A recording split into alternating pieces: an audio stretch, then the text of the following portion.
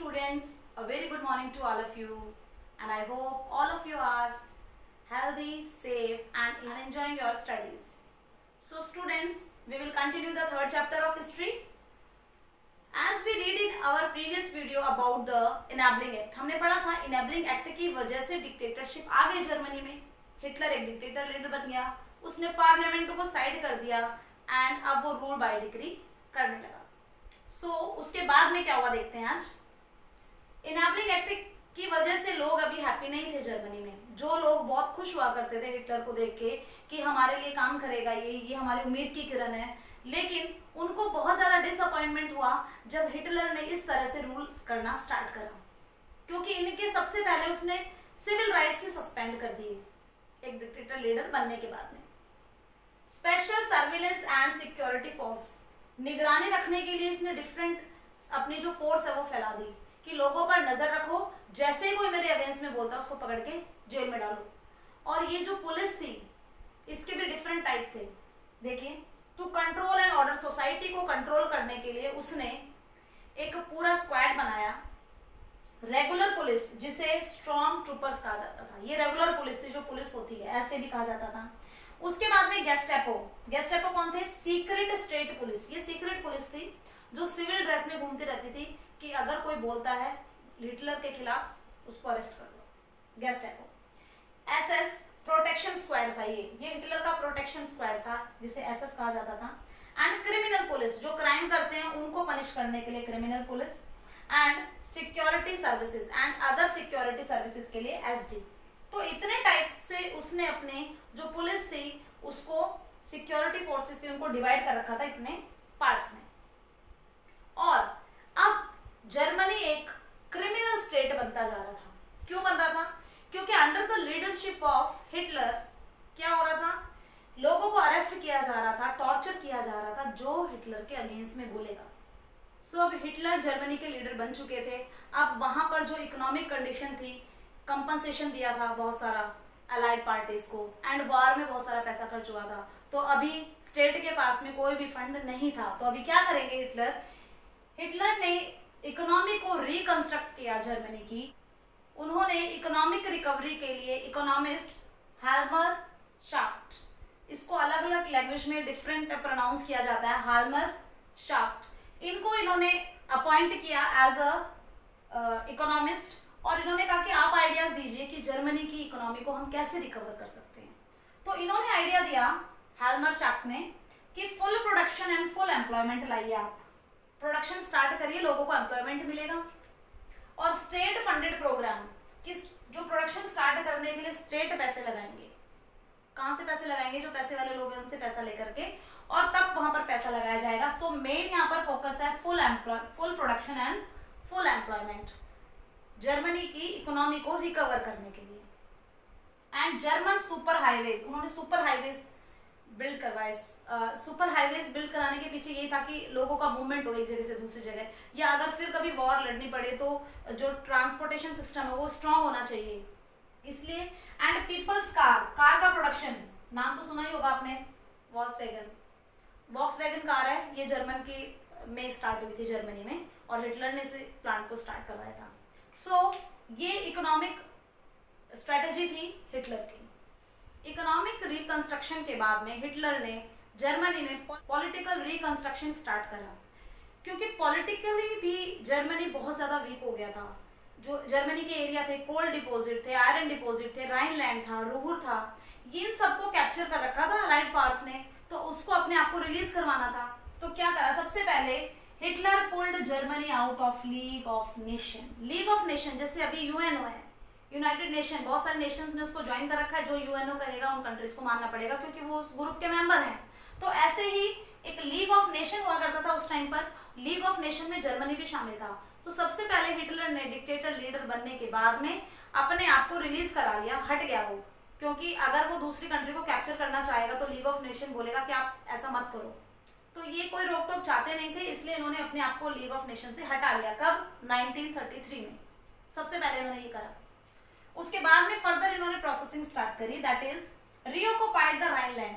Rhineland आपको बताया गया था जर्मनी का, ये वाला जो पार्ट है ये राइनलैंड था, और ये फ्रांस ने ले लिया था जब इन्होंने कंपनसेशन नहीं दिया था तो फ्रांस ने इसको ऑक्युपाई कर लिया था, तो इन्होंने इसको रिलीज करवा दिया। फ्रांस फोर्सेस थी, उनसे लड़ाई करी और अपना राइनलैंड इन्होंने वापस ले लिया 1936। Then integrated Austria and Germany, यहाँ पर ऑस्ट्रिया है नेबरिंग कंट्री, उसको इंटीग्रेट कर लिया। क्या कह करके इन्होंने एक स्लोगन दिया था, one people one empire and one leader. इन्होंने कहा हम एक ही एम्पायर हैं और हम सब एक हैं और आपका लीडर भी एक ही है। कौन? हिटलर। ये कह करके इन्होंने इंटीग्रेटेड कर लिया ऑस्ट्रिया को, क्योंकि पहले भी अगर हम देखें तो ये एक ही एम्पायर में आते थे और ये एक दूसरे से सोशली एंड कल्चरली बहुत ज्यादा अटैचमेंट था। तो जो ऑस्ट्रिया है उसको इंटीग्रेट करने में जर्मनी को कोई प्रॉब्लम आई नहीं। Capture German speaking Sudetenland from Czechoslovakia. Sudetenland Czechoslovakia का एक एरिया है, यहाँ पर पोलैंड है एंड यहाँ पर चेकोस्लोवाकिया है।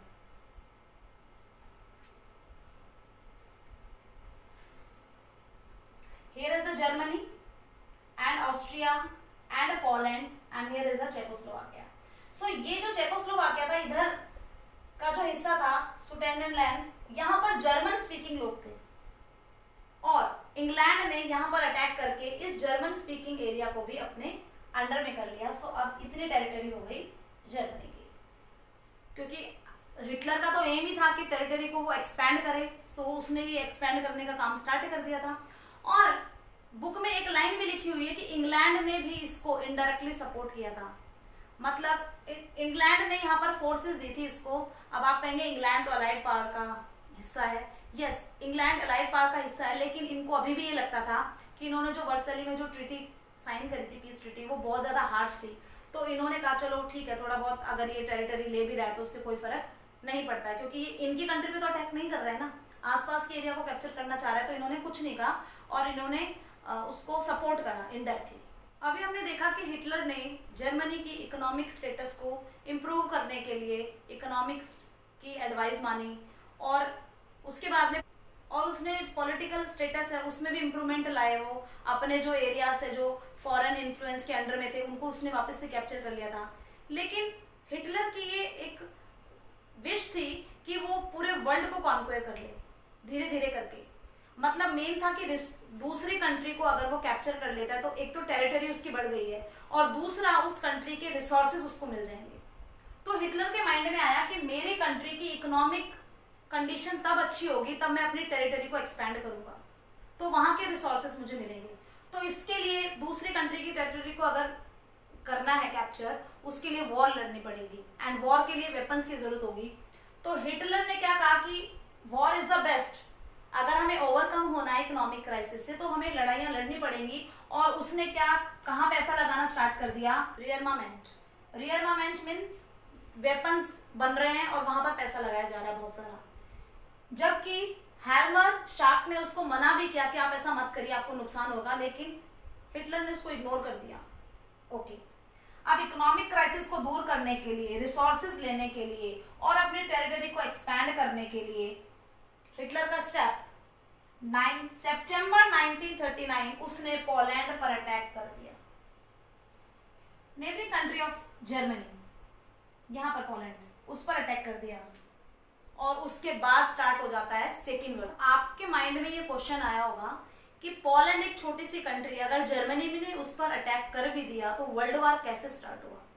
अब पोलैंड को भी तो सेव करने के लिए कोई बैठे हुए हैं। सो वर्ल्ड वॉर कैसे स्टार्ट हुआ देखते हैं।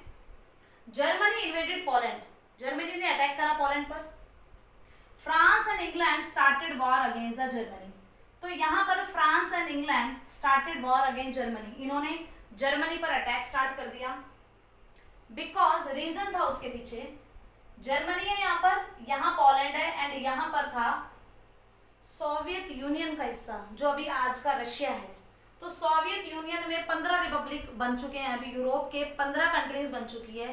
पहले वो एक ही थी 15 कंट्री, सोवियत यूनियन जिसे कहा जाता है। तो सोवियत यूनियन का हिस्सा है। जब जर्मनी ने यहाँ से अटैक करा तो इन्होंने कहा क्यों ना हम भी कैप्चर कर रहे हैं इसको, हमारा कब्जा है यहाँ पर। सो लड़ाई यहीं से स्टार्ट हुई थी, Soviet union and Germany. France and England ने स्टार्ट कर दी जर्मनी के अगेंस्ट में वार और यहाँ पर दूसरी साइड ट्रिपार्टिट पैक्ट साइन हो रहा था। किस किस के बीच में? जर्मनी, इटली एंड जापान, इन्होंने तीनों ने मिलकर के साइन कर लिया एक पैक्ट सितंबर 1940 में। उसमें पैक्ट में क्या कहा गया कि Italy and Japan totally Hitler को सपोर्ट करेंगे। हिटलर ही उनका लीडर है और ये हिटलर को ही सपोर्ट करेंगे। और 1940 के एंड तक आते आते हिटलर है वो सब पे टॉप पर था, मतलब एक के बाद एक कंट्री को वो हराता हुआ चला गया। वो तो उससे थोड़ी सी एक मिस्टेक हो गई, जैसे कि food supply and living space के लिए उसने कहा कि जर्मनी के लोगों के लिए रिसोर्सेज चाहिए, मुझे टेरिटरी चाहिए। सो सेटिस्फाई नहीं हो रहा था वो, जबकि उसको सेटिस्फेक्शन अगर वो कर लेता तो हारता नहीं जर्मनी। सेटिस्फाई नहीं हुआ और उसने एक मिस्टेक कर डाली, उसने अटैक कर दिया सोवियत यूनियन पर। अब उसने सोवियत यूनियन पर अटैक कर दिया जो कि एक बहुत पावरफुल यूनियन थी। सो इसे कहा जाता है हिटलर की ब्लंडर मिस्टेक। एक बहुत बड़ी गलती थी हिटलर की कि उसने टेरिटरी के लालच में सोवियत यूनियन जो कि एक बहुत ही पावरफुल यूनियन थी उसके ऊपर ही अटैक कर दिया। So that's why second world war start हो गया। सो जर्मनी ने पोलैंड पर अटैक करा, सेकेंड वर्ल्ड वॉर स्टार्ट हो गया। एक साइड हो गए France, England and Russia, Soviet union, और एक साइड हो गए जर्मनी, जापान एंड इटली। अब वार हो रहा है, ठीक है। सो अब जर्मनी बीच में फंस चुका था। जर्मनी पर अटैक होने लगा ईस्ट एंड वेस्ट दोनों साइड से। जर्मनी यहाँ पर है, England is here and here is Poland and here is the Soviet union. यहाँ से अटैक हो रहा है, यहाँ से एरियल बॉम्ब, एयर जेट का यूज करके बॉम्बारिंग करी जा रही है यहाँ पर। सो इंग्लैंड बॉम्बिंग कर रहा है एरियल, एयर स्पेस, एयरक्राफ्ट की हेल्प लेकर के, एयरक्राफ्ट के थ्रू इंग्लैंड है वो अटैक कर रहा है जर्मनी पर। और यहाँ पर फुल फाइट चल रही है यूएसएसआर के साथ में, सोवियत यूनियन के साथ में जर्मनी की फाइट चल रही है। और जो सोवियत यूनियन है उनकी आर्मी को रेड आर्मी कहा जाता है, पावरफुल आर्मी थी। यहाँ पर भी लड़ रहे हैं, यहाँ से भी अटैक हो रहा है। तो वेस्ट में एरियल बॉम्बिंग हो रही है जो ब्रिटिशर्स कर रहे हैं इंग्लैंड, एंड ईस्ट में फाइट करनी पड़ रही है सोवियत यूनियन से। उसके बाद में क्या होता है, यूएस एंटर्ड। अब यूएस एंटर नहीं करना चाहता था एक्चुअल में, बट उसको एंटर करना पड़ता है। Reason, Japan bombing the Pearl Harbor of US. US में पर्ल हार्बर पर नेवी बेस है यूएस का, वहां पर बॉम्ब से अटैक कर दिया जापान ने। अब इस चीज से गुस्सा होकर के यूएसए ने भी उसका जवाब दिया और यूज करे atom bomb Hiroshima and Nagasaki. Japan के हिरोशिमा एंड नागासाकी पर एटम बम से अटैक करा, जो कि बहुत ज्यादा डिकंस्ट्रक्टिव था और अभी भी उसके इम्पैक्ट देखने को मिलते हैं। ज्यादा पावरफुल था और उसकी वजह से जो जापान है वहाँ के हिरोशिमा और नागासाकी जो सिटीज थी वो पूरी तरह से कंप्लीटली खत्म हो गई। और इसी के साथ में विनर बन गए ये जर्मनी, विनर बन गए France, England and US, Russia, and जो एक्सिस पावर थी जर्मनी, जापान एंड इटली वो हार गए। So this is all about the second world war. बेटा अभी हमने पढ़ा कि सेकेंड वर्ल्ड वॉर में जर्मनी है वो कैसे हार जाता है, जस्ट बिकॉज हिटलर है वो ऑक्युपाई करना चाहता था, कॉन्क्वर करना चाहता था पूरे वर्ल्ड को, और इसी विश की वजह से वो हार गया। उसके बाद में नाजी वर्ल्ड व्यू, नाजी के जो व्यूज थे या जो नाजी की जो आइडियोलॉजी थी वो क्या थी, किस पर बेस थी, मतलब हिटलर किन चीजों को फॉलो करता था, क्या उसने सोसाइटी में चेंजेस लाए, अब हम वो पढ़ेंगे। सबसे पहले Hitler racial hierarchy. Racial hierarchy का मतलब है टॉप से लेकर बॉटम तक उसने जो डिफरेंट रेसेस थी उनको डिवाइड कर रखा था कि सबसे टॉप पर कौन सी रेस है। एक लेडर लाइक स्ट्रक्चर होता है हिरार्ची का, मतलब स्टेप बाय स्टेप। सबसे ऊपर उसने रखा था नॉर्डिक जर्मन आर्यंस को। अब रेस आप साइंस में पढ़ते होंगे, रेस मतलब हमारे मदर और फादर है उनके जीन्स पर डिपेंड करता है जो हमारी रेस है। मतलब अगर फॉरेनर्स को हम देखें तो उनका कलर व्हाइट होता है, टाल होते हैं, और वैसे साउथ अफ्रीका के लोगों को अगर हम देखें तो उनका कलर थोड़ा सा कॉम्प्लेक्शन डार्क होता है। इस ऑल डिपेंड ऑन रेस, ये रेस पर डिपेंड करती हैं चीजें। हम कैसे दिखते हैं, हमारी कैसी रेस है वो जेनेटिक है। But Hitler Nordic German Aryans को बेस्ट रेस मानता था। उसका मानना था कि जर्मनी में वही लोग रहेंगे जिनकी रेस नॉर्डिक आर्यन है। अब ये नॉर्डिक आर्यन दिखते कैसे थे, ब्लंट गोल्डन एंड ब्लू आई होती थी इनकी, टॉल होते थे, फिजिक इनकी अच्छी होती थी, एंड कलर कॉम्प्लेक्शन इनका बिल्कुल क्लियर होता था, एंड ब्राउन इनके हेयर्स होते थे। इस तरीके के दिखते थे जर्मन के लोग। And Jews were at the lower, जो जूस थे, जूस को इन्होंने बिल्कुल बॉटम में रखा था, जो जूस कम्युनिटी थी उसको बिल्कुल बॉटम में। ये हिटलर थे, ये इनसे हेट करते थे। द आइडिया ऑफ रेसिज्म, अब ये जो रेस है इसका आइडिया हिटलर को कहाँ से मिला? दो साइंटिस्ट थे, इन्होंने थ्योरीज दी थी। एक थे चार्ल्स डार्विन की, आपने थ्योरी पढ़ी भी होगी, कॉन्सेप्ट ऑफ नेचुरल सिलेक्शन, कि जो बेस्ट होता है नेचर उसको खुद सेलेक्ट करती है। यहाँ पर ये कहा गया कि 2-3 एनिमल्स हैं, वो ग्रुप में जा रहे हैं और वो खाना ढूंढ रहे हैं। जो खाना ढूंढ लेगा उसको नेचर सिलेक्शन करेगा उसका, क्योंकि वो खुद उसके अंदर जीने की चाह है। नेचर सेलेक्ट करता है बेस्ट को। And Herbert Spencer, idea of survival of fittest, जो फिट होता है उसी को वो ही सर्वाइव रह सकता है। मतलब कोई अगर 2 एनिमल है उनमें से कोई एक बीमार हो गया है और उसकी डेथ हो गई है, मतलब वो सर्वाइव नहीं कर पाएगा क्योंकि वो फिट नहीं है। तो हिटलर ने भी ये कहा कि जर्मनी में वही लोग जिंदा रहेंगे, वही लोग रहेंगे जो बिल्कुल फिट एंड फाइन है। जो भी थोड़ा सा हैंडीकैप है या फिजिकली एबनॉर्मल है, हाथ नहीं है, पैर नहीं है, चल नहीं सकता, उनको खत्म करवा दिया हिटलर ने। क्यों? जो साइंटिस्ट थे उन्होंने थ्योरी इसलिए नहीं दी थी कि जो फिट नहीं है वो सर्वाइव ही नहीं कर सकते। इन्होंने अपनी थ्योरी दी थी कुछ प्रूव करने के लिए, एक चीज बताने के लिए, कॉन्सेप्ट सामने लाने के लिए। इनकी थ्योरी नेचुरल सिलेक्शन पर बेस नहीं थी, कि रेस के ऊपर बेस नहीं थी इनकी थ्योरीज। बट हिटलर ने उसको अपने ऑन वे में लिया और उसने कहा कि मैंने ये जो रेस का आइडिया है, ये हर्बर्ट स्पेंसर की थ्योरी है कि सर्वाइवल ऑफ फिटेस्ट, जो फिट रहेगा वही जिंदा रहेगा, वहां से लिया है। एंड नेचुरल सिलेक्शन, कि नेचर जिसको सेलेक्ट कर रहा है वही सर्वाइव करेगा। सो ये 2 कॉन्सेप्ट दिए थे नाजी आइडियोलॉजी में। So Hitler wanted to establish a racial state, वो पूरी जर्मनी को एक रेशियल स्टेट में कन्वर्ट करना चाहता था। एंड उसके लिए क्या किया? नाजी आइडियोलॉजी में कहा गया कि pure and healthy Nordic Aryan है, ओनली वही रह सकते हैं जर्मनी में। और बाय एलिमिनेटिंग अनडिजायरेबल, जितने भी अनडिजायरेबल हैं, जिनकी जरूरत नहीं है, जो हेल्दी नहीं है, अबनॉर्मल है, मेंटली डिफेक्टेड है, उनको सबको खत्म करो। क्योंकि अगर देश के लोग उनकी रिस्पॉन्सिबिलिटी संभालेंगे तो देश के लिए काम कौन करेगा? ये मानना था कि रिस्पॉन्सिबिलिटी है, इन रिस्पॉन्सिबिलिटी को हटाओ, तभी एक प्योर नॉर्डिक आर्यन सोसाइटी हम बना सकेंगे। जो जूस कम्युनिटी थी वो सबसे ज्यादा सफर कर रही थी। रीजन, एक स्टीरियोटाइप थी, मतलब एक ऐसी बिलीफ जिसको हम मानते हुए चले आ रहे हैं कि ऐसा कहा जाता है, बिना सोचे समझे हम उस पर विश्वास कर लेते हैं, स्टीरियोटाइप उसे कहा जाता है। स्टीरियोटाइप में कहा गया था कि जो जूइश थे वो किलर थे जीसस क्राइस्ट के, जो गॉड हैं क्रिश्चियन रिलीजन में जीसस क्राइस्ट, उनके किलर बताया गया था जूइश को। तो हिटलर का मानना था कि जो जूइश है वो किलर है जीसस क्राइस्ट के, तो उनको जीने का अधिकार नहीं है। एंड असरर्स मींस ये हाई रेट ऑफ इंटरेस्ट पर लोन देते थे पहले, तो इनको अश्योरर्स भी बोला गया है जूइश को, and killer of Jesus Christ बोला गया है। तो जो जूइश थे उनको बहुत ज्यादा सफर करना पड़ रहा था। उसके अलावा जूस, जिप्सीज, पोल्स, पोलैंड के लोग, सो ये थे, इनसे भी हेट करते थे हिटलर बहुत ज्यादा। गिटोइजेशन, गिटोज वो प्लेस थे जहां पर जूइश को सेपरेटली रखा जाता था। जो जूइश थे उनको कोई भी राइट नहीं था कि वो नॉर्डिक आर्यंस के साथ में रहे, तो उनके लिए सेपरेट मार्क्ड एरिया थे, उनको गिटोस कहा जाता था। तो गिटोस बना दिए, हिटलर ने बनवाए गिटोस, ताकि जूइश है उनको अलग से रखा जा सके, और उसके बाद में कंसंट्रेशन कैंप में उनको भेज दिया जाता था।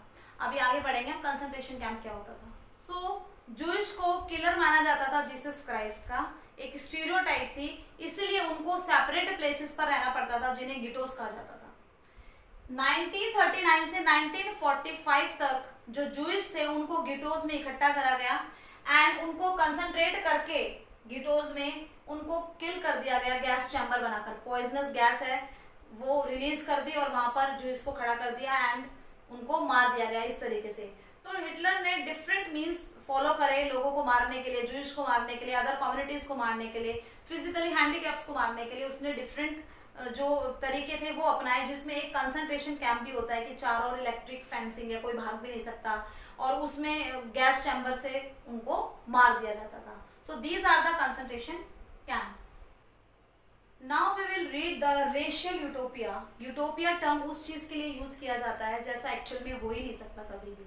एक अनबिलीवेबल सोसाइटी चाहता था हिटलर, जिसका बनना पॉसिबल नहीं था, मतलब जो चीज रियल में एग्जिस्ट ही नहीं करती और जिसका बनना बहुत मुश्किल है, दैट इज द यूटोपिया। तो एक ऐसी सोसाइटी बनाना चाह रहा था हिटलर जो कि वाकई में बनना बहुत ही मुश्किल थी। क्या करा उसने उसके लिए? Genocidal war and the second world war एक ही कॉइन के टू साइड थे। मींस सेकेंड वर्ल्ड वॉर में भी लड़ाइयां चल रही है, लोग मर रहे हैं, और जीनोसिडल वॉर जो कि हिटलर ने स्टार्ट करवाई थी पोल्स को मरवाने के लिए, जूइश को मरवाने के लिए, बेगुनाह लोगों को मरवाया जा रहा था बेवजह। वर्ल्ड वॉर में तो लोग मर ही रहे थे और उसके साथ में साइड बाय साइड हिटलर के जीनोसिडल वॉर भी चल रहे थे, ताकि वर्ल्ड में कहीं पर ये पता ना चले कि जो नाजीज है वो क्या कर रहे हैं। एंड पोलैंड को ऑक्युपाई कर लिया था सबसे पहले जर्मनी ने। तो जो पॉल्स थे, Poles were forced to leave the homes, उनको बोला कि आप अपने घरों को छोड़ के चले जाइए, खाली करिए, यहाँ पर जर्मनी के लोग रहेंगे। और जो इंटेलिजेंसिया था, वहां के जो इंटेलिजेंट लोग थे, जो क्वेश्चनिंग कर सकते थे, जो पढ़े लिखे लोग थे, उनको सबसे पहले उनका मर्डर करवा दिया। जो पॉलिश बच्चे थे, जो थोड़े बहुत जर्मन की तरह दिखते थे, आर्यंस की तरह जिनकी आईज थी, उनको उनकी मदर से छीन करके, और जो रेशियल एक्सपर्ट थे उनके पास लेके उनसे चेकअप कराया गया कि ये अगर रेस है जर्मनी की तो हम इनको जर्मनी में ही रख लें। और कोई बच्चा ऐसा मिलता था कि वो जर्मन रेस का होता था, अगर कोई बच्चा नॉर्डिक आर्यन रेस का होता भी था तो उसको जर्मनी की किसी फैमिली में दे दिया जाता था। सो ये जीनोसिडल वार है, ये स्टार्ट करवाया था हिटलर ने, क्योंकि वो क्या चाहता था? एक रेशियल यूटोपिया, एक ऐसी सोसाइटी चाहता था जो रेस के ऊपर बेसिस हो। So students, it is all about today's session and we will continue in next class and I hope all of you understand that. Chapter काफी लेंदी है, इसलिए इसको पार्ट्स में बनाया जा रहा है। Watch the video carefully if you want to understand the chapter thoroughly. Work regularly and make your timetable. Stay at home, stay safe. Thank you.